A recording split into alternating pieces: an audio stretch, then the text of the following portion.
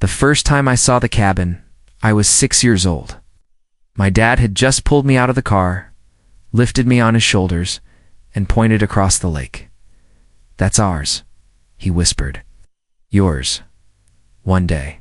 Back then, I didn't know what ownership meant. I just knew that the scent of pine, the cold sparkle of the water, and the creak of old floorboards meant home. Every summer, no matter how chaotic life got, we returned. When my mother passed, it was at that cabin where Dad and I grieved in silence. And when he passed 3 years ago, the deed came to me. But no one tells you that grief makes you miss. Warning signs.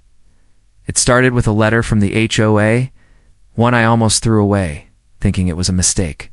Notification of unauthorized occupancy and potential title transfer. It made no sense. My cabin was never in an HOA jurisdiction. It was built before any of the newer developments sprouted around it.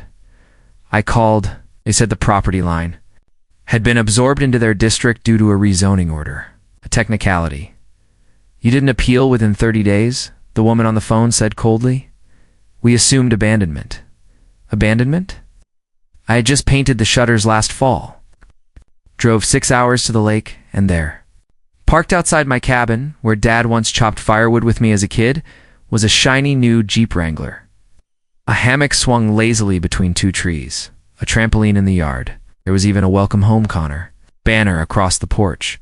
A teenage boy stood barefoot on my dock, fishing rod in hand. Next to him, drinking wine like she owned the earth, was HOA Karen. Her real name was Lisa. She saw me before I even stepped out of the car. "Can I help you?" she called out, smiling with the tight confidence of someone who already knew the answer. "This is my cabin." She lowered her wine glass. "No. This is now property of the Lake Association. My son lives here. You must be the previous owner." "Previous?" I blinked. "No. I have the deed in my glove box." Lisa shrugged. "Then you can take it up with the board." The board didn't want to meet. Not officially. Not unless I paid $1,200 in association dues for a property they claimed wasn't mine. They told me my protest period had expired, that they had relocated the lot into common access use, and that Lisa's son, Connor, put in a petition to revitalize the unused property. They called it a community enhancement. I called it theft, and no one wanted to hear me. Until started digging. That's when the first crack in their porcelain faces showed. At the county registrar's office, I learned the zoning had indeed changed. But only after Lisa, head of the HOA, pushed an emergency petition citing public safety. She claimed the cabin was vacant, attracting wildlife, and liable for fire damage, she lied. And worse, the petition was signed by 5 other board members, 3 of whom were her family members. That's when I realized this wasn't just personal. This was how they operated. But I didn't fight back right away. I tried everything legal first. I hired a lawyer, paid fees, filed motions. But the HOA's pockets were deeper, and my attorney admitted after 3 months, they've tied it up in technicalities. You're looking at a year or 2 minimum if you don't get blocked at the state level. I was sitting in the dirt next to the lake that night, watching Connor and his friends party on the deck of my own home, when the thought struck me, if they could play dirty, so could I. But before I get there, let me tell you something strange. 6 months earlier, I had almost sold that cabin. I had lost my job, was going through a brutal breakup, and needed the money. A realtor even toured the place, and the one who toured it was Lisa. She came under a fake name, different hairstyle, same eyes. She made an offer to low. I declined. She smiled and said, "Some properties are just difficult to hold on to." It didn't hit me until I connected the timelines. This woman had planned to steal my legacy, and when I didn't sell, she found a loophole and took it. Now, I'm not the kind of person who usually believes in revenge, but I believe in balance, so here's what I did next. I went quiet. No contact. Let them think I gave up. I started gathering intel. The HOA bylaws, the architectural rules, the property line filings, state ordinances, even Google Earth images from the past 5 years. Everything. I also found out that Lisa's office CEP, The HOA headquarters was technically built partially over a public access trail that had never been legally absorbed. But the best part? My family still owned a sliver of land bordering the back alley near that office. It wasn't much. Forgotten utility strip, overgrown with weeds. But still deeded to our name from decades ago. And that meant I had rights, so I used them quietly. I applied for a fencing permit, not in the name of my main property, in the name of that tiny, neglected utility parcel. Then I hired a crew, paid them extra for discretion. One Friday morning, before the HOA office opened, I fenced the whole thing, 8-foot steel posts, reinforced with concrete, solid wall across their rear parking entrance. It blocked deliveries, exits even, emergency vehicle access, and on the front of the fence, I nailed the deed. Then I left a note. This is now protected private property. Reclaim your ethics before you reclaim your exits. By Monday, the HOA board was in chaos, but it was just the beginning. Lisa tried to call. I ignored her. She emailed. I sent her a copy of the fencing permit with a smiley face. Then she came to my house. I didn't open the door. I just turned the sprinklers on. But here's where it took a turn I didn't expect. Connor showed up alone. And he wasn't laughing this time. He looked embarrassed. Look, he said, eyes lowered. I didn't know it was your place. My mom said it was abandoned. I wouldn't have moved in otherwise. Why did he yell? To scream? But he looked like a kid who'd been lied to his whole life. And then he said something I didn't expect. I found your dad's journal. He handed it to me leather-bound, a little water-damaged, but still intact. Inside were decades of memories, notes. About me, about how proud he was, about the cabin. Connor looked down. I'm sorry, I really am. And just like that, I didn't know who to be angry at anymore. But Lisa, she doubled down. She held an emergency board meeting declaring me a hostile party, threatening legal action and filing for an injunction against my fence. But it was too late. I had taken it public. I sent the journal to the local paper, wrote a blog post, told my story with photos. It went viral, and then someone else reached out. A veteran, he said. What? They stole my dad's dock. The same way. And then another. A woman who lost her garden because the HOA repurposed her yard. And just like that, my revenge stopped being personal. It became a movement, a reckoning. You're going to want to stay till the end of this story because what happened next not only took down the HOA, it took everything Lisa ever claimed to own. So don't go anywhere, because if you've ever felt powerless, if you've ever been bullied by someone in a fake position of power, you're about to see what happens when one simple man stands up and fences back. You'd think going viral would bring justice. Instead, it brought threats. The morning after my post hit over 40,000 shares, I woke up to find a brick through my kitchen window. No note, just shattered glass and a sick feeling in my gut. I hadn't told anyone where I lived, but clearly someone found out. I filed a police report. And I still remember the officer's words as he looked down at the broken glass. Sounds like you touched a nerve. Yeah, I did. Because the truth was unraveling faster than Lisa could spin it. 3 more homeowners came forward, all with eerily similar stories. Land slowly absorbed, lots reassigned, personal property reclassified as community assets. One couple lost the treehouse they built for their autistic son because the HOA claimed didn't meet the aesthetic code even though it was on private property. People were furious, but also terrified. Lisa wasn't just the head of the HOA. She was friends with the mayor.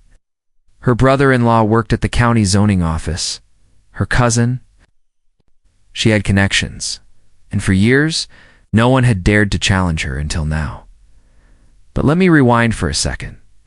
Because just as things seemed to tip in my favor, I almost gave up. It was the night after the window incident. Ow. I was sitting in the garage, sorting through old boxes I hadn't touched since Dad passed. I was exhausted, mentally, emotionally, financially, and that's when I found it, a small, rusted metal box inside. Photos, old letters, and a document I'd never seen before.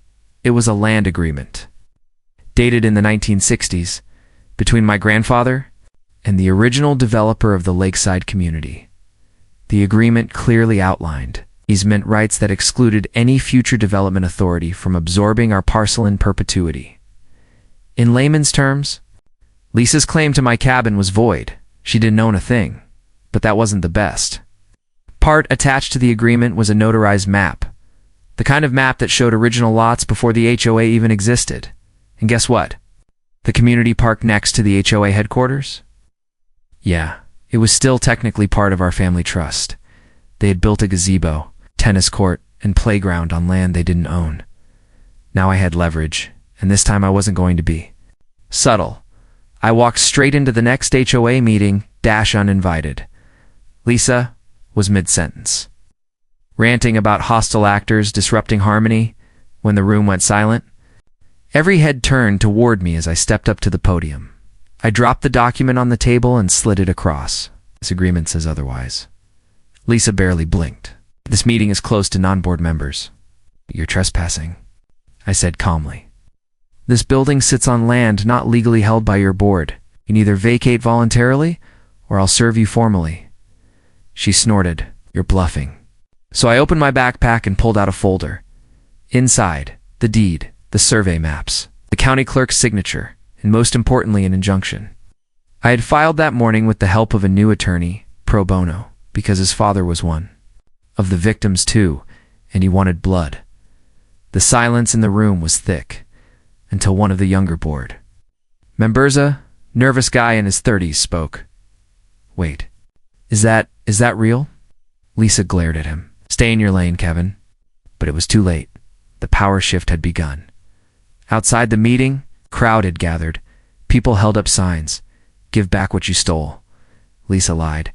Our home's not hers. It was the first time I realized how deep this thing went. It wasn't just about my cabin anymore. It was about a community waking up, and Lisa. She was unraveling. A week later, a whistleblower from her own board sent me emails. Proof that she had altered dates on petition filings, manipulated meeting minutes, even forged one of the homeowner's signatures, who, by the way, was deceased. It was over almost because people like Lisa don't go down quietly. She tried the sympathy route, told the press I was harassing her, claimed I had a vendetta. Played the single mother card. Then she hired a PR team, cleaned up her social media, started posting Bible quotes. But behind the scenes, she filed a countersuit, claimed I was defaming her exact words. You'll regret ever crossing me. But I wasn't scared anymore, because I had something stronger than revenge. I had truth, and I had a voice. So I told my story on local radio, then on a podcast. Then someone from a national investigative channel called. They came out to film. Brought drones and captured the full absurdity, sun still lounging at my cabin, even while eviction notices stacked on the porch. People were glued to their screens. Even the mayor had to respond publicly. We are reviewing the zoning irregularities, he said, which was politicians speak for, oh crap, we got caught. But here's the twist. Connor came back. He wasn't living at the cabin anymore. He'd quietly moved out a week earlier. And this time, he had a backpack. He handed me a key and a letter. It was from Lisa, handwritten. The ink was smudged like she'd been crying. It read, I know I took something from you, but I couldn't admit it. I wanted my son to have something of his own, and I saw your cabin as ... empty. I didn't expect you to fight. I underestimated you, and I'm sorry. But if you push this all the way, it won't just hurt Mattel. Hurt my family, my job, and the entire neighborhood. Please don't destroy everything. I read it 3 times, and then I burned it. Because here's the truth. She already destroyed everything, the moment she chose power over principle. I didn't want revenge anymore. I wanted accountability, and accountability came fast. The county filed fraud charges. The HOA was dissolved after a formal vote. All properties absorbed illegally were ordered returned, and Lisa, she lost her position, her house, her reputation. But the story didn't end there. I returned to the cabin a week later, and for the first time in years, it was quiet. No trampolines. No loud music. Just the wind off the lake and the creak of those old floorboards beneath my boots. I walked to the porch, sat in Dad's old rocking chair, and pulled out the journal. His last entry was dated just before he passed. I hope he fights for this place, not for the cabin, but for what it means. We don't own the land. The land owns us, if we respect it. I cried, right there on the porch, because this wasn't just about buildings and bylaws. It was about roots, about memory, about not letting bullies erase history because they think they can. If you're still watching, here's what I want you to take away. If someone tries to make you feel small, if someone tells you to back down, or that the rules don't apply to them, remember this: you are not powerless. Your story matters. And sometimes, in the room builds the strongest fence. Stay with me, because what happens next will show you how I didn't just take my cabin back. I turned it into something no HOA would ever dare touch again. And someone unexpected, someone thought was on Lisa's side, helped me do it. But that's a story for what comes next. Don't miss it, because what I built next, it didn't just protect me, it protected everyone. The lake looked different after the storm. Not the weather. The storm was. Lisa, she had whipped through the community with manic control, rewritten rules, destroyed roots, and masked it all as leadership. And now, standing in the wreckage of her empire, people finally saw her for who she really was. But the lake itself, still quiet, almost like it was healing. I spent the first week after reclaiming the cabin scrubbing every inch of it, not just to erase what they'd done, but to remember what it used to be. Every creak in the wood, every nail in the dock, every photo tucked behind old cabinet doors. My father's legacy whispered in the walls, and yet something still didn't sit right. Connor's apology had felt real, too real. And even Lisa's letter, for all its manipulation, wasn't entirely false. It wasn't about the cabin anymore. It was about the neighborhood. The people Lisa hurt weren't just angry. They were ashamed they didn't fight back sooner. Couldn't shake the feeling that justice drew wasn't just about punishment, it was about restoration. Then came the call, the whistleblower. Kevin, the nervous board member from before. "I think I owe you something," he said. We met at a diner just off the highway where no one from the lake community would see us. Kevin was shaking. He looked like he hadn't slept in days. "She kept 2 sets of books," he whispered. I leaned in. "Lisa, she had the official ledger for HOA records, what she gave to the county, what we voted on. Then she had another, black binder, handwritten. That's where she recorded everything. She didn't want anyone to see." "Where is it now?" I asked. He swallowed. "In my trunk." That binder. It was like finding a confession. Letters soaked in gasoline, illegal dues, forced donations, personal invoices billed to the HOA budget, expenses, a luxury spa membership, even a boat rental. But there was something else, a document that stopped me cold. A handwritten note. Signed by Lisa. Dated a year before I even knew the zoning was changed. Begin phase 1. Acquire lakeside cabin. Transfer to Connor. Silence any pushback with legal threat. Use abandonment. Clause if resistance. She had planned it all. From the moment I said no to her lowball offer. She launched a campaign to erase me, and she nearly succeeded. I wanted to scream, but instead, I took the binder to the local DA, and within a week, Lisa wasn't just a disgraced former HOA president, she was under federal investigation for fraud and embezzlement. You'd think that would have been enough. But here's where the story takes another turn. Because Kevin wasn't the only one who came forward, so did Mark. He was Lisa's ex-husband and Connor's father. He showed up at the cabin one evening with a folder of his own. I didn't recognize him at first until he said, She told you I abandoned them, didn't she? I nodded. Lisa always claimed she raised Connor alone. Mark laughed bitterly. She kicked me out when I refused to sign off on the HOA bylaws giving her emergency powers, said I didn't believe in her vision. Inside the folder, photos, emails, financial docs, and a letter Connor had written years ago. I hate what this is doing too. Ed, Mom keeps telling me he's the enemy, but he's the only one who listens. Why do adults ruin everything? Mark rubbed his face. She used our son like a pawn. He still went along with it. Until you, I didn't know what to say, because I didn't feel like a hero. I felt like a man who almost lost everything because I trusted the world to be fair, and it wasn't. But that night, I made a decision.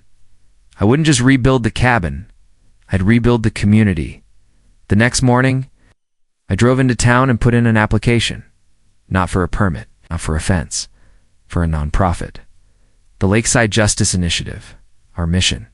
To educate homeowners on their rights, provide legal help against corrupt HOAs. And when necessary, fight back. I called the families who had reached out during the chaos. Invited them to the porch. We shared stories, laughed, cried, and then we started planning. One woman, Joanne, said she was once fined $3,000 for hanging wind chimes, a veteran. Ed lost his ramp after the HOA said it didn't match the aesthetic.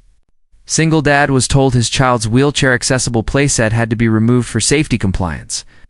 Each story hit harder than the last, but it wasn't all despair, because together, we took action, and the community that once whispered, in fear, now roared.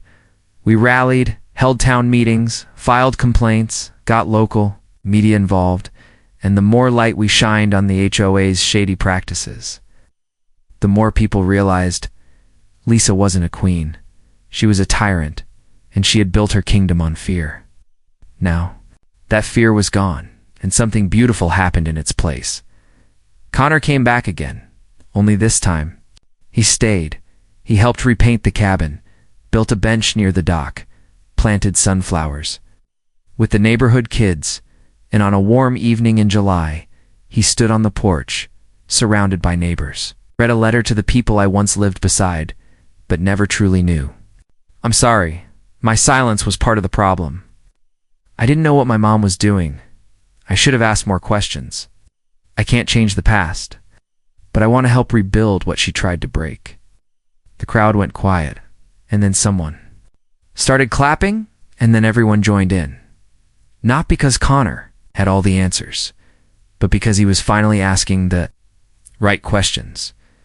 We ended the night with music on the deck, laughter, stories, peace, and I realized something I hadn't seen clearly before.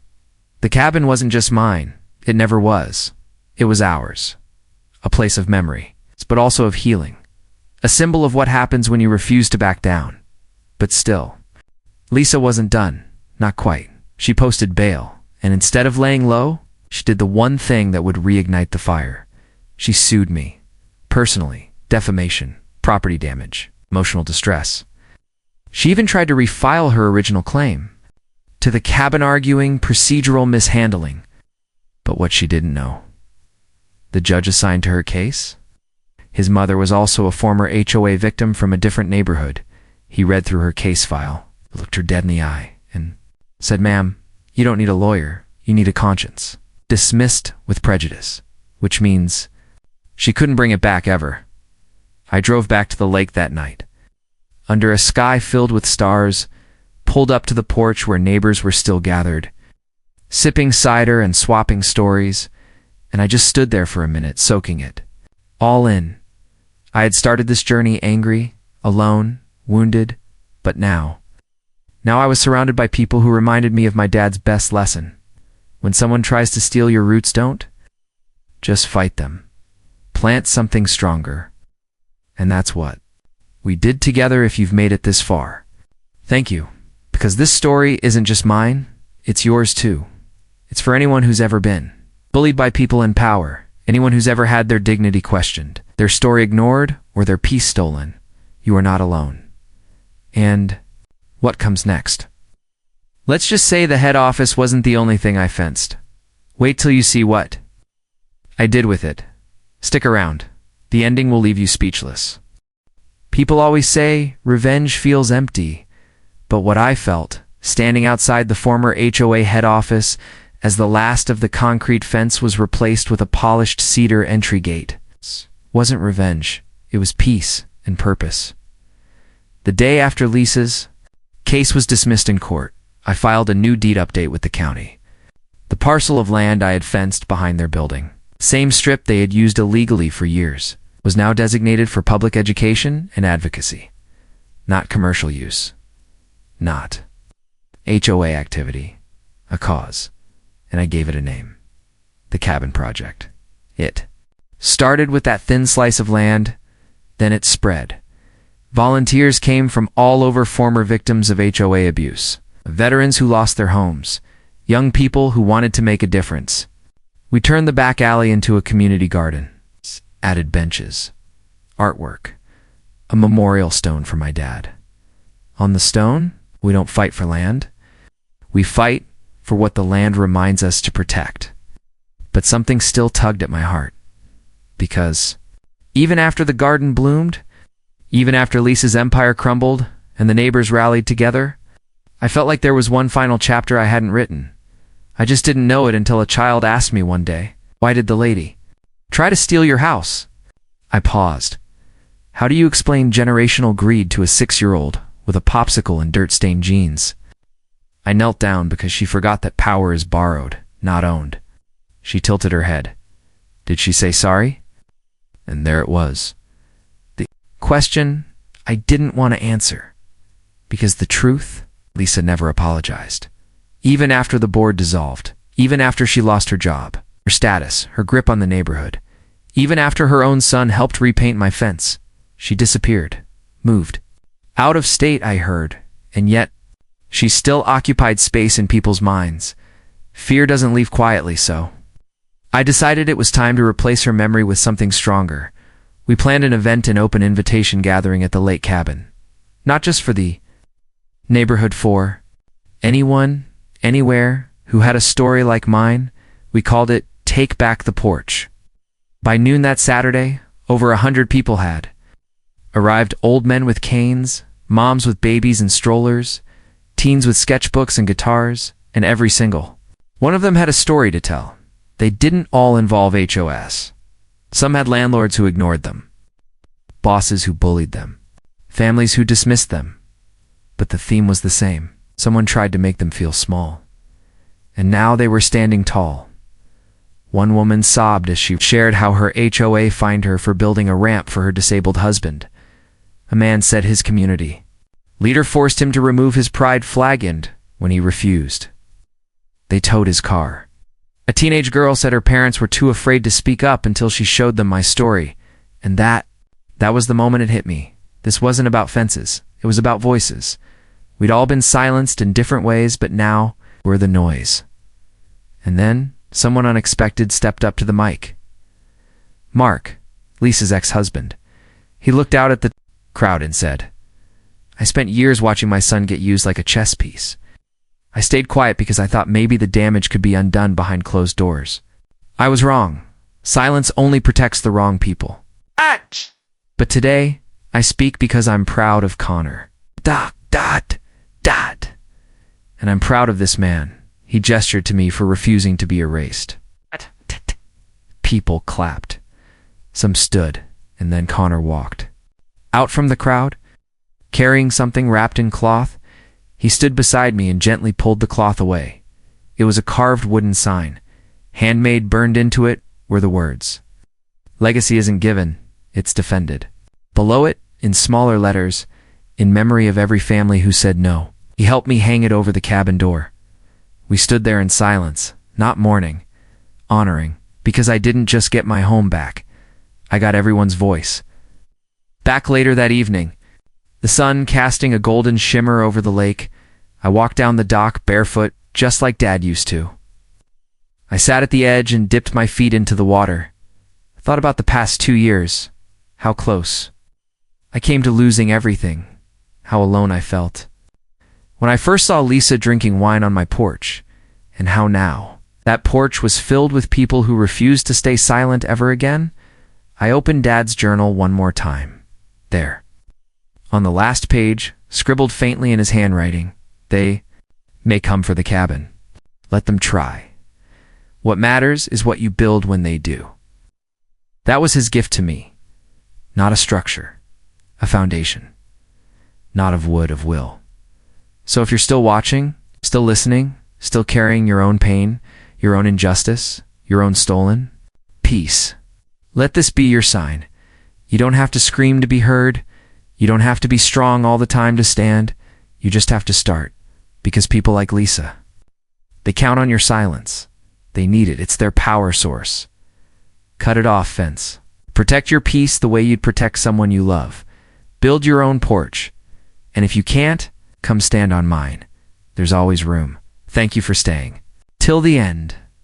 If this story touched you, if you saw yourself in any piece of it, share it, not for me, for the kid who thinks they're alone, for the neighbor who whispers instead of speaking, for the dad who left too soon, but whose words still light the path forward.